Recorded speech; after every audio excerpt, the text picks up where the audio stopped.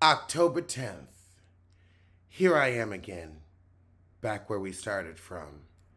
And just when I let myself fall deep, fall hard, it seems every time I give my all, I turn around only to get slapped in the face with rejection. Now, this is the type of stuff that just makes me want to stop. Just stop it all.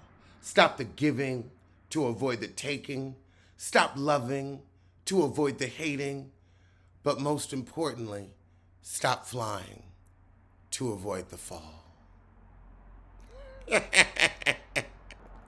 That's for my 90s kids. Well, let's go on and get to this second episode since this show ain't nothing. It shouldn't be American Horror Story delicate. It should be American Horror Story feces, if you ask me. So we open with the dream of her with her little babe in a sunny field. Okay, so the baby disappears, then her dress go all red. She scream and then wake up in the back of her car. So they're being driven back to New York City, and the husband tell her, I told the popo about this mystery nurse. And she's like, they ain't gonna find her like they ain't find the intruder in Brooklyn. She's like, I can't put my finger on it, but something stank. It's your acting. So she asked him if he want to try again for a baby, and he's like, let's settle this stalker stuff first. She jump out the car. She like, look, I need to walk for a minute. I'ma see you at the Heezy. Now, why this heifer walking alone when she pass out every 2 seconds? She's stupid. Oh, God, so she run into a fire, and we got Miss Parnassus or Pedigree, whoever, up in a tree.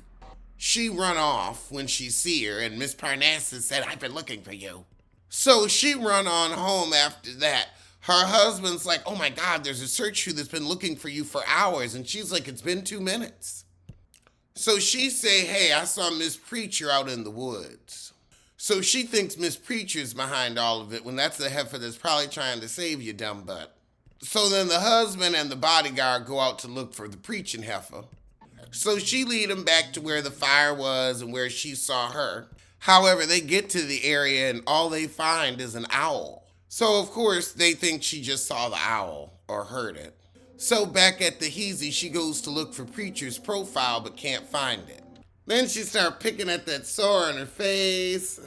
So the next morning, she wake up and hears rockabye, baby. And she sees some woman in her kitchen. Oh my goodness. It's Nicolette, the house manager, a.k.a. Blanca from Pose. Oh, and she was saying rockabye, baby, because she was trying to lactate for her kid. However, in the middle of their conversation, she sees a gift bag from Hamlish, the guy that did the movie with her, and she's like, how did he get the address? And runs and asks the husband, and he's like, I don't know, but it's all right. So he says, I'm going to bring Saban out here to calm you down. It's sad that Kim Kardashian is out acting Emma. And of course, Emma's like, that was just a minute ago. So Kim tell her how she had a mental moment when she lost her baby too. So Kim makes her a salad and takes her for a walk. Oh God, now Emma thinks her man's having an affair. Of course it's with Kim. Oh Lord. But now Emma find one of her dolls on the beach with a whole bunch of nails stuck in the belly. Like voodoo, but more poo-poo. Oh Lord, now we see some witches watching them. They got bird wings on their head like they Sarah Jessica Parker, a watchy witch. So she come back from the beach with her security guard, and we got MJ there. And then she pull out the doll with nobody looking in the basement with a bottle of wine. But then she finds a box of baby stuff and decides to go through it, because that's what you need, a filthy basement and moldy boxes. So she drink the wine and look at the baby crap. And then takes a nap on the filthy basement floor. And sees there's a little door across from her, like a closed-off fireplace, and she hears something coming from it, more yidika-yadika. Her dumb butt open it and start crawling through. This is prime pink toe. Of course, that door slams behind her, and somebody giggling up front. Oh, God, so now there's a room with candles and fetuses and jars, looking like star-bellied sneetches without stars upon the arm. And then at the end of the hall of fetuses, there's an obstetrician's bed with cuffs where the stirrups are, Why wouldn't you get? So them bird witches from earlier got her. They chloroform the heifer, implant something in her, and she pass out. She wake up looking at that door, hearing music again, but this time she go in the house. Well, upstairs. And the door is locked. She get to beating on it. So she tell her husband about the dream when he let her out. Then he sees the doll she was trying to hide with the pins. He don't believe that either. And he's like, look, heifer, I'm dealing with a miscarriage too. I wanted that demon baby. So now she calling the hospital and she's like, I don't think I had a miscarriage because something kicking.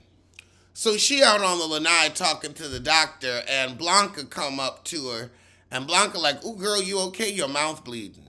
Is she overacting on purpose? Because it feels like it's on purpose. It feels camp and not crap. Because the way Blanca always looking like, every time she walk away like, okay, we need to know it's something sinister. So Blanca asked her if she okay because her mouth started bleeding. And then she realized that's the pregnancy signal. So she probably pregnant. She feel it, she believe it. So she go to the store and look for some baby stuff. So she at the store looking at baby stuff and then she see them bird-headed witches. However, nobody else see them and of course she has another time slip. The lady that's working at the store is like, okay, heifer, get on. They get to chatting about pregnancy. She asks to feel the baby. She feels the baby kicking. A friendly fetus. However, on the way home, her driver's taking her, and she sees the artist in that same weird spiky shoe that her husband is working with. And sees her husband meeting, but you know, that's somebody he working with, but they didn't kiss. But then the Prescott heifer jump up on the car and say, stay away. The security guard get out with the gun, but she done disappeared. Now Emma's like, you never believe me.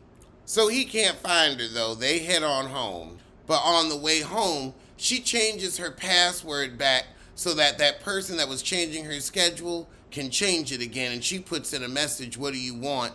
And she says, to warn you, they did something to your baby. Your baby isn't dead. This is the only time I would support a Sherry Shepherd move. I'd say, I'm sorry, that baby did to me. But she's sitting outside on the lanai, and it ends with her seeing some animal, you know, with maggots in it. But Blanca was watching her. Don't grab my pussy, don't grab my pussy. I'm your cameraman, I don't want to be anything more to you, I swear. Don't grab my pussy, I'm not attracted to you. You look like Yoda and the Golem.